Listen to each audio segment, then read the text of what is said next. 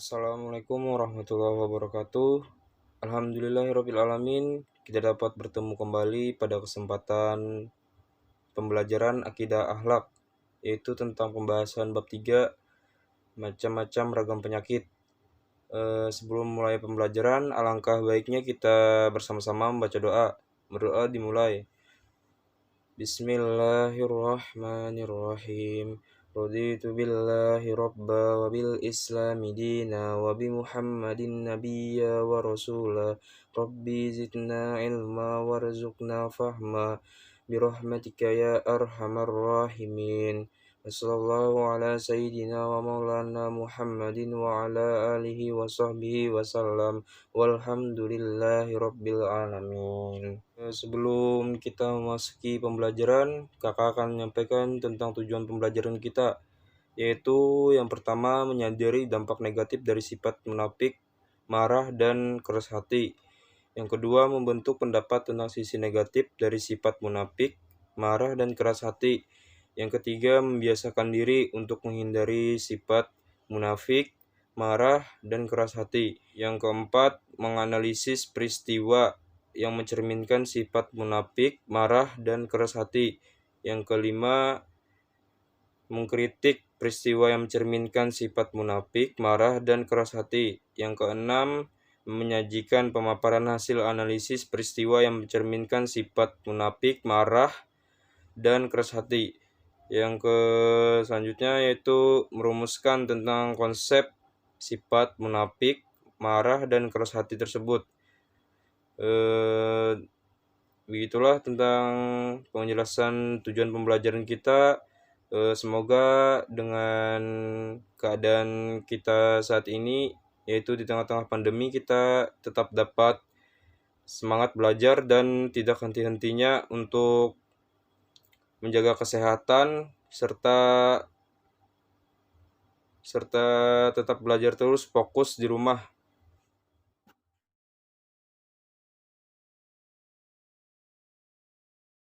Selanjutnya kita akan memasuki tentang pembahasan kita, yaitu yang pertama ada munafik atau nifak, yang berasal dari kata nafaka, berarti munafik, menyembunyikan, berbohong, atau berpura-pura. Kata ini diambil dari kata nafika, berarti salah satu lubang tikus. Jika dicari melalui suatu lubang, maka tikus itu akan lari dan mencari lubang lainnya.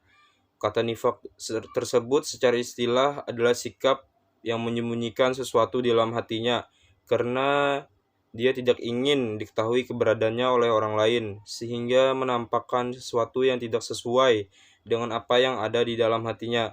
Atau dengan kata lain, nifak ialah menyatakan keimanan, padahal di balik itu tersimpan kekufuran.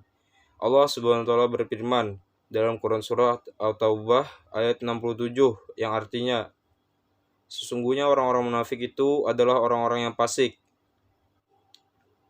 Macam-macam perilaku munafik atau nifak, yaitu terbagi dua macam. Yang pertama yaitu nifak amali. Nifak amali ialah sikap yang dimiliki seseorang dan memperlihatkan sesuatu yang tidak sesuai dengan yang sebenarnya, sehingga dalam interaksi sosialnya ia sering berperilaku atau menampakkan tanda-tanda kemunafikan. Tanda-tanda kemunafikannya adalah apabila seseorang berbohong dalam perkataannya, ingkar terhadap janjinya, dan khianat dari kepercayaan kepadanya.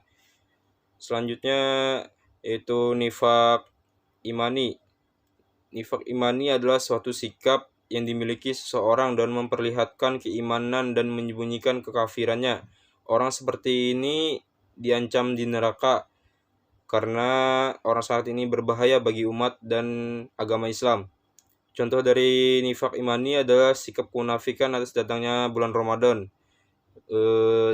Dapat kita simpulkan bahwa nifak amali ialah nifak dengan perbuatan, atau di dalam melakukan perbuatannya dia melakukan kemunafikan. Sementara nifak imani ialah melakukan kemunafikan dengan keimanannya. Cara menghindari perilaku munafik atau nifak. Yang pertama yaitu membiasakan jujur. Jujur adalah sikap terpuji, di mana seseorang mengatakan sesuatu sesuai dengan kenyataan apa yang diketahui Allah Subhanahu wa taala. Sedangkan yang kedua yaitu membiasakan diri untuk setia atau amanah. Setia atau amanah adalah sikap terpuji di mana seseorang berpegang teguh pada janji, pendirian, dan kepercayaannya. Pembahasan kedua yaitu marah atau gadab.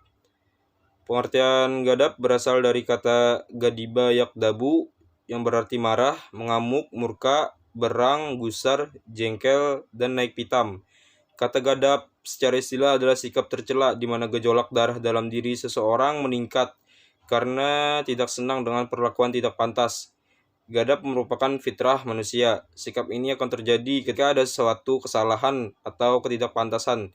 Oleh karena itu, sikap ini haruslah dikendalikan, bahkan diredam. Allah Subhanahu wa taala berfirman dalam Quran surah Al-Imran ayat 133 dan 134 yang artinya yaitu orang-orang menginfakkan hartanya di waktu lapang atau susah dan orang-orang menahan amarah dan bersikap pemaaf kepada manusia dan Allah mencintai orang-orang yang berbuat baik. Selanjutnya dampak negatif perilaku marah atau gadab. Jika seseorang marah dan tidak berusaha untuk mengendalikan akan menyebabkan keburukan-keburukan. Berikut ini adalah keburukan yang dapat timbul karena sikap marah. Yang pertama yaitu keputusan dan tindakannya tidak bijaksana. Yang kedua, retak dan putusnya hubungan persaudaraan antara manusia. Yang ketiga yaitu membahayakan kesehatan tubuh karena tekanan darah tinggi yang meningkat, menyebabkan sakit kepala dan berisiko menyebabkan serangan jantung. Dalam Al-Quran, sikap marah dapat menimbulkan beberapa dampak negatif, yaitu yang pertama, menemui banyak kesulitan sehingga menyesal. Terdapat dalam Quran Surah Al-Anbiya ayat 78. Yang kedua, yaitu tidak mendapat keuntungan, melainkan mendapatkan kerugian. Terdapat dalam Quran Surah Al-Ahzab ayat 25. Yang ketiga, yaitu menerima murka dan laknat Allah. Terdapat dalam Quran Surah An-Nisa ayat 9. Bagaimana cara menghindari perilaku marah tersebut? Berikut kita bahas. Yang pertama yaitu meredam rasa marah tersebut dengan sabar.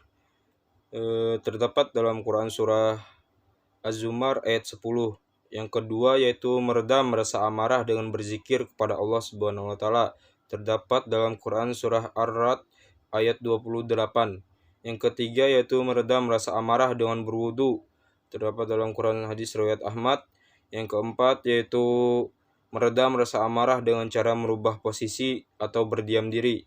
Terdapat dalam hadis riwayat Abu Daud dan Ibnu Hibban.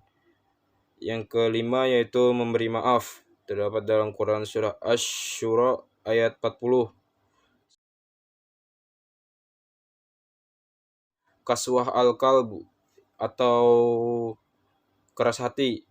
Pengertiannya ialah dalam memahami arti dari keras hati ini, Amin Syukur dalam terapi hati mengatakan bahwa Imam Al-Ghazali menjelaskan tentang 3 macam, yaitu yang pertama hati yang sehat, tandanya adalah iman yang kuat dan pengamalan yang konsisten. Yang kedua yaitu hati yang sakit, tandanya adalah adanya keimanan, ibadah, namun ternodai dengan keburukan dan kemaksiatan yang dilakukannya. Yang ketiga yaitu hati yang mati. Tandanya adalah mengeras dan membatunya hati karena banyak kemaksiatan yang diperbuat. Jadi dari pengertian di atas dapat kita pahami bahwa kemaksiatan atau dosa-dosa itu dapat berdampak pada hati kita. Dari pembagian di atas kita memahami bahwa keras hati adalah sikap tercela di mana seseorang menutup pikiran dan hatinya akibat dari perilaku keburukan dan kemaksiatan yang telah diperbuat, semisal munafik dan amarah. Cara menghindari mengerasnya hati.